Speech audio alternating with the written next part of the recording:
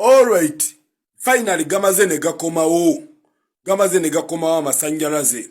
Munna Uganda, njagala omanye nti General Museveni yali yezimbako ekikomera ekitali kimu ebitali bibiri. Tubadde mu kikomera ky'okulwanyisa fake opposition mu ggwanga Uganda.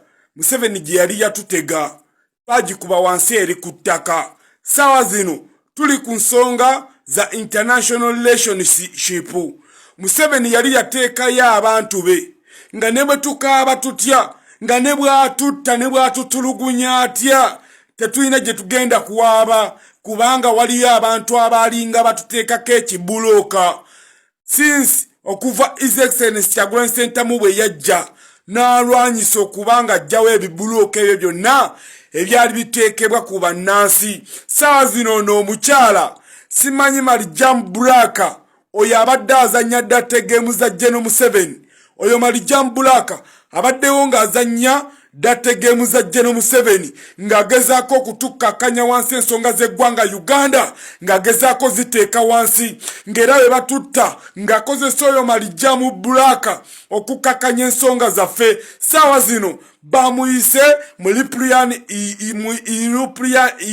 Union agende yennyonnyoleko ku human rights eviolentingibwa mu Uganda kuba nti eggwanga Uganda temuli demokrasi. Banna Uganda kati yessaawa tugenda bulekinga olujja olusembayo. Nkiddamu tuli ku geeti esembayo etwala General Museveni. Esooke ya fisadi demokrasi twagimaliriza mu Uganda bwe yali yatutega akawaani ka demokrasi n'atutega bufeke opposition bwonna nga bukolera mu feva ye. Eyo twagibulekinga yaggwa. Kati tuli wali eri, tuli ku international community kati bitandise bufe mwenna obwe NRM obadde nga bubuuza mu biki ebigenda okuva mu Geneva Summit. Kati nkakasa mwatandise okulaba ku bibala ate kakyali matuuza.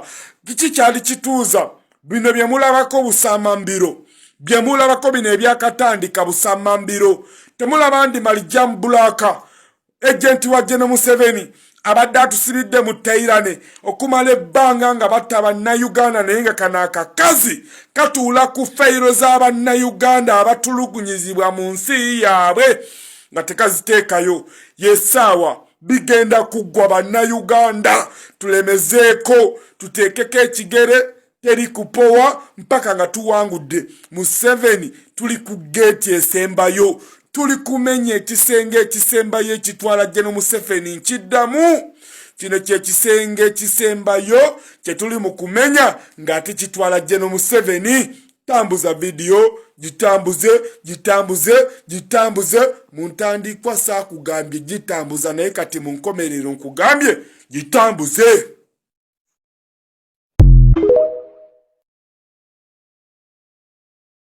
Tubadde nga twebuuza nti lwaki gavumenti ya NRM eri so comfortable nti Muhoozi asobola n'okudda ku X ne yeewaananga bwasse munnansi n'abeera okay ng'ensonga yeeno.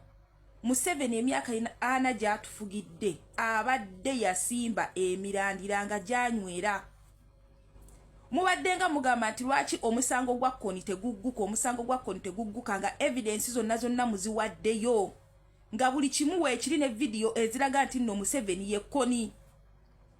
Nga Nobert Mao ye Museveni kyabadde nga kye yakola, yakwata Nobert Mao n'agenda n'amiitinga nga abantu abo nga wabafujjirira omutitimbi gw'ensimbi. Mu bannayuganda mubadde nga oba tukaaba obwavu, ye Museveni agamba bubalume naye nga nze image yange esigadde ekyali kiriini. Kekali His Excellency ke yagambye nti smart dictator. Ono gwe mulaba waneeno omukyalo ono mu Japan ye chairman wa International Criminal Court era nga nzaalwa munnansi wa Japan. Simanyi Judy, simanyi Tomoko, simanyi Akani. Ono yasisinkana dda Nobert Mao yajja na Uganda ne bamufujjirira omusimbi omuyitirivu ennyo gwakubeera nti nno mukama we asigala nga ali ku ka clean sheet n'okubuzaabuza bannayuganda. ono ambasada mbwatukule akulira ambasada wa Uganda yakwata Nobert Mao n'amusisinkanya omukyalo ono ne chairman eyaliko former chairman wa International Criminal Court era naye yali yasinkana dda Nobert Mao nono naye kyeyakola yamusisinkanya Nobert Mao kano akakyala ka papeti ka Museveni oba ka government ya NRM bakafujjirira omusimbi omuyitirivu okulongoosa erinnya lya Museveni wano wengambira nti nno tukyayina omulimu munene nnyo okusiguukulula ate emirandira egisinga okuba egy'amaanyi ennyo gino egye Uganda twagitemaatema dda naye tuyina bano bakyeruppe gino egy'abakyeruppe omusajja ne bwe babadde bakolanga bintu batta bannayuganda nga bwe baagala bakola buli kimu kye baagala mu jjogo lyonna boogeza arrogance nga bwe baagala kumbe bo baamala dde okuteeka omusimbi omuyitirivu mu baani abalina okubateera akabega mu baani abalina okubapeyitingira ekifaananyi ekirungi ku international level ffe tuli eno bannayuganda tuwoza lwaki omusajja tukoze buli kimu tuyise obuyambi yonna tuyise ensi zonna tuyise human rights tuyise organization zonna tuyise World Bank abasajja bafujirira NRM government omusimbi IMF bonna tubakowodde we have tagged them kumbe Museveni yasimba emirandira gye ng'agisimbiridde ddala kuva ku ntebe ennene ono omukyala ng'ayita mu Nobert Mao bye mbadde mulabanga Nobert Mao ng'atambula agenda afuluma waayagala kumbe ye agenda kuteerayo mukama we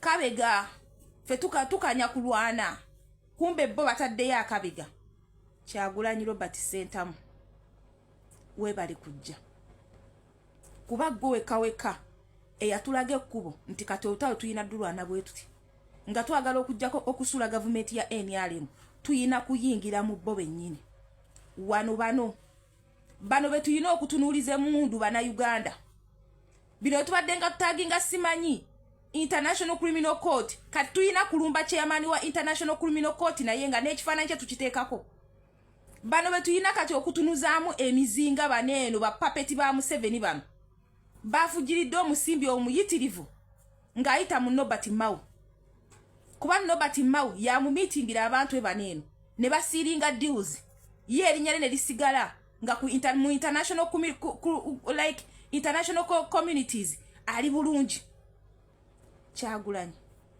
otusomesezza ekintu kimu nze oba onsomesezza ekintu kimu nti waliwo olutalo olwetaagisa nga oluzanyisa wano bwongo wano kyokola Kyagulanyi olutalo luneeno alulwana wano bwongo luli very calculative wallahi oyinza okulowooza nti tetulina kye twakoze wallahi kye tukoze kye kinene nnyo omala tula wansi n'olyoka ogamba nti olaba ne bano baanikibwa olaba ne bano kati ensi ebategedde olaba ne bano tubategedde nti no these are the Museveni's puppets kiki ekisigalidde kubayingirira ddala ku kinusu kulopa musajja evidence zonna gye ziri eza kkoni kumbe chairman wa International Criminal Court ono omukyala bamuwadde omusimbi bamufujirira dde omusimbi nga bayita mmono omukyala Simaye Maria Black nga Museveni akozesa Nobert Mao mumula musajja butatuukayo kumbe ye ayina be yeetumira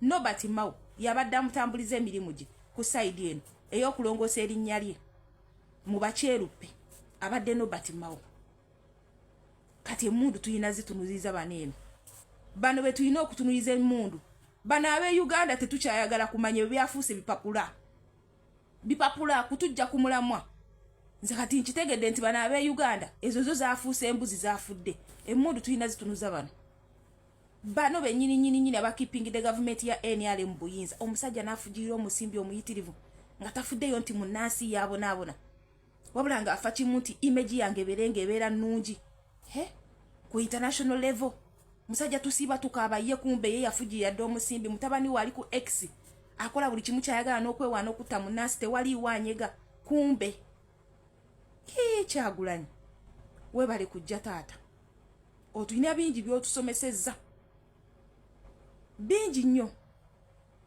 nti mulabewo waliwo akaseera wootuka n'alabanga nti gw'oli fala kumbe nga tamanyi kiki kimujjira. Ati Museveni ne NRM government tebaamanya nti ne bino bigenda tuukawo nti essaawa zino Uganda kati yeeri ku mumwa gwa buli muntu yenna. Essaawa zino amaaso gatunuulibbwa Uganda. Essaawa zino ne bakyeruppe batandise okwanikibwa. Batandise okwanikibwa abakolagana ne NRM government abaddenga balongoosa erinnya lya Museveni nga bafuna enguzi.